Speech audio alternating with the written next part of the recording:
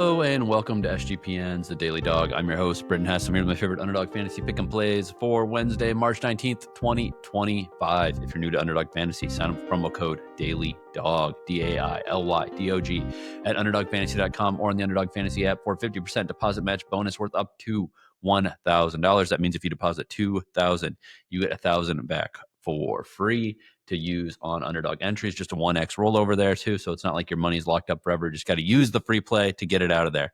So getting a couple more rounds in the chamber is definitely worth the effort of using that promo code DailyDog. And if you're an existing member, Underdog has promos all the time. We got a discount pick available at the top of my account right now.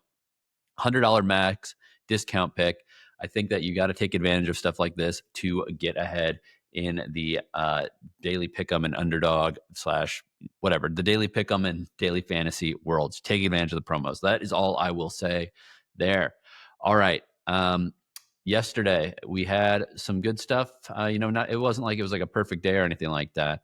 But there was definitely some good things happening on yesterday's entries. We go 3 out of 4 in Lotto number 2, so we still got a nice payout there. The only thing that didn't happen was Nick Suzuki getting an assist. He actually scored a goal. We hit an NBA entry. That was also good. NHL, we were very close to hitting, but somehow fell just short in a couple of those entries there. Sorry, I just knocked over my light if you heard that in the background.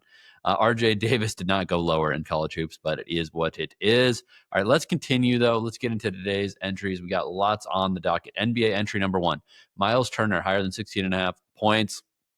I think the Pacers are going to be just fine in this matchup against the Mavericks. Mavericks, obviously, no power forwards, no centers. They're so banged up.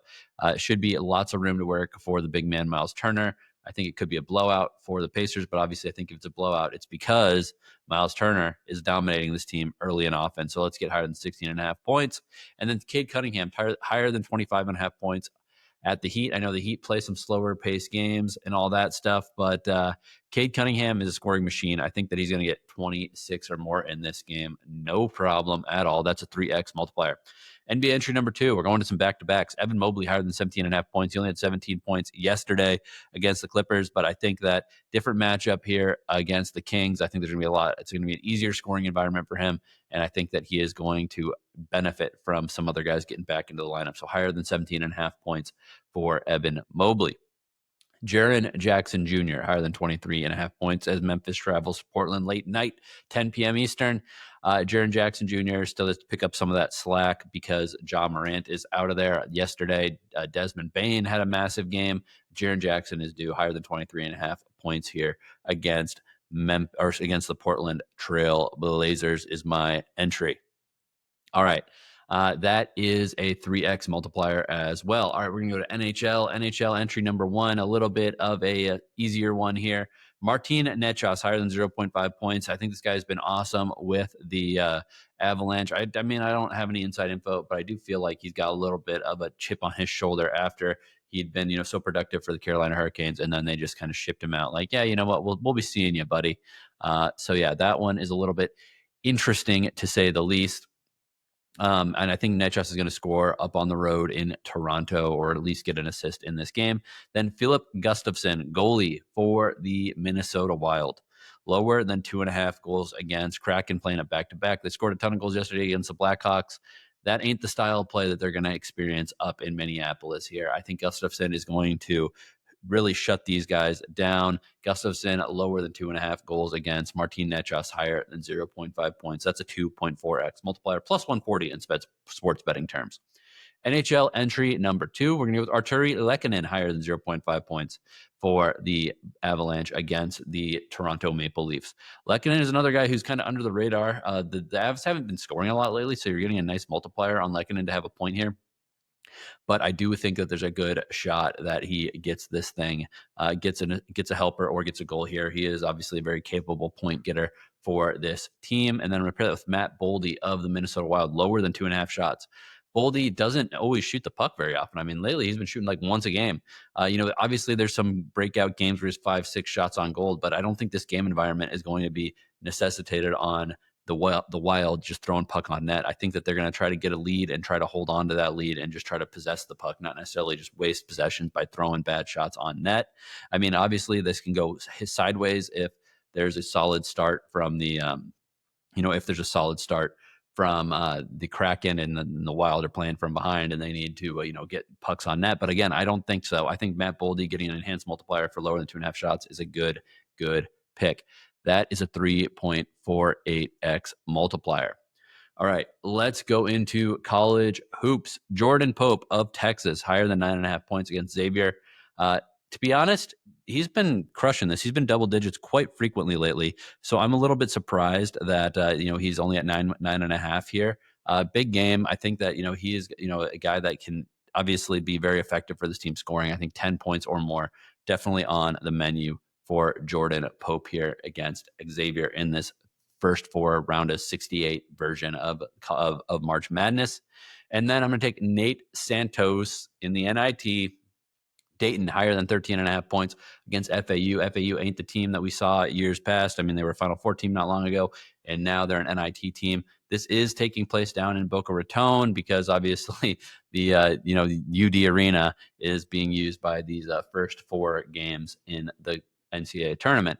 That being said, Nate Santos, leading scorer for this team, gets into high teens quite often. I think 14 or more points in a big spot, a game that I think there's going to be plenty of points, is a good entry. So Nate Santos higher than 13.5 points, Jordan Pope higher than 9.5 points.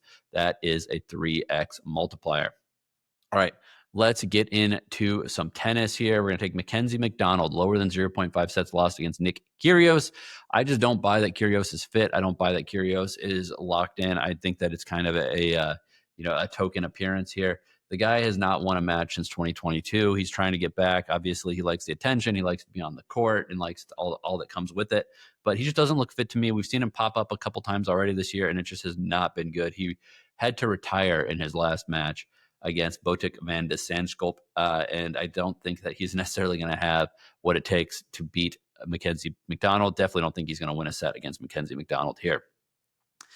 Then Belinda Bencic higher than 0.5 sets lost against Diana Yastremska. These are two familiar opponents who played a lot, several years ago, nothing too recent. But Bencic has just been performing very near the peak of her ability right now, which means that, I think there's going to be a wall, and it might be right here after another strong performance last week at Indian Wells. I think Bencic is going to have a tough time against a hard hitter in Diana Yastremska. Diana Yastremska is obviously not Madison Keys, but Madison Keys also a big hitter who took care of business against Belinda Bencic in the late rounds of Indian Wells last week. So give me Belinda Bencic higher than 0.5 sets lost. Mackenzie McDonald lower than 0.5 sets lost. 3.52x multiplier. Next, we're going to go with Lulu Sun, lower than 0.5 sets lost. Again, I think that Lulu, she's had maybe a tough start to the year, but she's playing very well right now. She's going against Maya Sharif, who's a very terrible player on hard courts.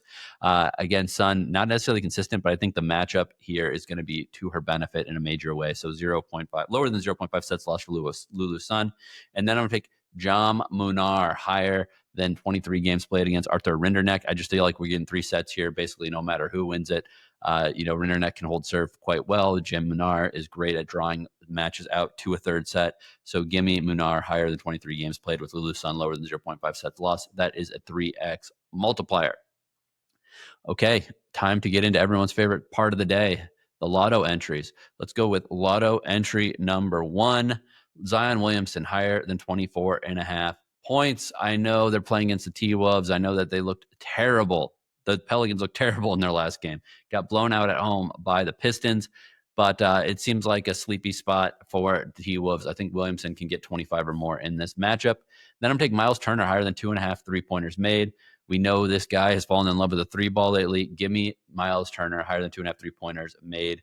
Marco Rossi higher than 0.5 goals for the Wild. I think he's going to be a goal scorer for this team. This is a 14.31x multiplier, but I do recommend flexing these. As of yesterday, we were profitable because on our lottos because we flexed them. So if you flex this, if it goes 3 for 3, 7.15x. If it goes 2 out of 3, 2.38x. Lotto entry number 2. My man, Martin Necas, higher than 0.5 goals for the Colorado Avalanche. Jordan Clarkson, higher than 2.5 3-pointers made for the Jazz. He should be back in the lineup, and I think he's going to have no problem shooting the 3-ball against this Washington Wizards team. And then we're going to take Aaron Gordon, higher than 19.5 points. He should have a massive 38-point game. I think that he's not necessarily going to have a tough matchup against the Lakers right now with Rui Hachimura injured. Defensively, I don't know who matches up with him. I think that he can stay hot here and get 20 or more points in this game. 20.16x, or if you flex it, 10.08x multiplier / 2.49x if it goes 2 out of 3. All right, that's all I got for you today. Thank you for listening. Good luck on your picks, and let's make some money.